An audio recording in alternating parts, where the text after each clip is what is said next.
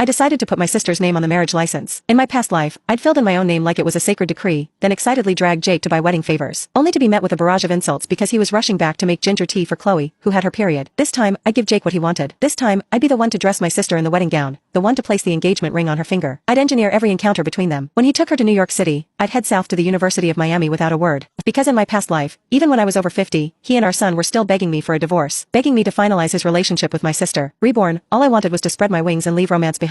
Just fill out your name and give it to me. Jake tapped his fingers impatiently on the table. I stared at the marriage license, my fingertips tracing the rough edges of the paper, lost in thought. In my past life, I'd filled in my own name like it was a sacred decree, then excitedly dragged Jake to buy wedding favors, only to be met with a barrage of insults because he was rushing back to make ginger tea for Chloe, who had her period. Yeah, I know, I mumbled, feigning indifference. I glanced up at his anxious expression, his eyes constantly flicking to his watch. He was wearing a white shirt, the sleeves rolled up to his elbows, revealing his toned forearms. Chloe loved him dressed like this. She said he looked clean-cut and fresh. If you're busy, go ahead, I said, forcing a casual tone, pushing down the bitterness rising in my throat. I'll hand it in when I'm done. He visibly relaxed, his voice softening. Don't worry, we're getting married. I'll take care of you. But please don't be jealous of Chloe anymore. It's bad for her reputation if people find out. I remained silent. In my past life, I'd explained countless times. But in his eyes, I was just a jealous and petty older sister, unable to tolerate her gentle and kind younger sibling. He didn't say anything else, just turned and hurried away. I took a deep breath, trying to calm my racing heart, but my mind replayed the scenes of my past life. Our wedding night, he spent the entire night with Chloe, claiming she was sick. He only took Chloe with him when he was stationed in New York, saying she'd never been there before. Even on the day our son was born, Jake was too busy comforting a heartbroken Chloe after her divorce to be present. Then, just before I died, our son was whispering in my ear, "Mom, just divorce Dad. You're not as good as Aunt Chloe in any way. Dad's been miserable with you for so long. Just let him go." I looked at my indifferent husband on the hospital bed. He remained silent. That deathly silence was all the confirmation I needed. I bit my lip hard, until I tasted blood, then slowly released it. No, not this time. I wouldn't make the same mistakes. I picked up the pen and slowly wrote 2 words in the applicant section. Chloe Miller. Jake, if you loved her so much, you could have her. I handed the completed application to the clerk, took the marriage certificate, and turned to leave the registry office. I felt no sadness, only an indescribable sense of relief. Chloe and I were taken in by the Millers after our parents died in a work accident. Chloe was charming and knew how to flatter, coaxing the Millers into treating her better than their own daughter. Mrs. Miller, in particular, had her sights set on Chloe marrying Jake. But Chloe's single phrase, "I don't want to compete with my sister," made Jake willingly marry me. In reality, she was just stringing Jake along. Back then, he was just a captain, and she was waiting for someone better. I went to the university, clarified the procedures and the estimated living expenses, then walked home with a lighter heart. Back at Jake's military housing, I heard Chloe's coquettish voice the moment I stepped inside. "Jakey, are you sure it's okay to be here with me instead of Sarah? Will she be mad?" "I can spend time with her anytime," Jake replied, his voice tender. "But you always have such bad cramps, I don't want you to be alone." Chloe giggled, then feigned sadness. "Will you still be nice to me after you and Sarah are married?" "Of course," Jake's voice was firm. "Who else would I be nice to? If your sister is mean to you, I'll divorce her." I clenched my fists, barely holding back the tears. Even Reborn, hearing my husband speak so coldly about me still stung. I composed myself and walked into the room as if nothing was amiss. Jake emerged from Chloe's room, a slightly embarrassed look on his face. I just checked on Chloe. She wasn't feeling well. I gave a non-committal hum and turned to go to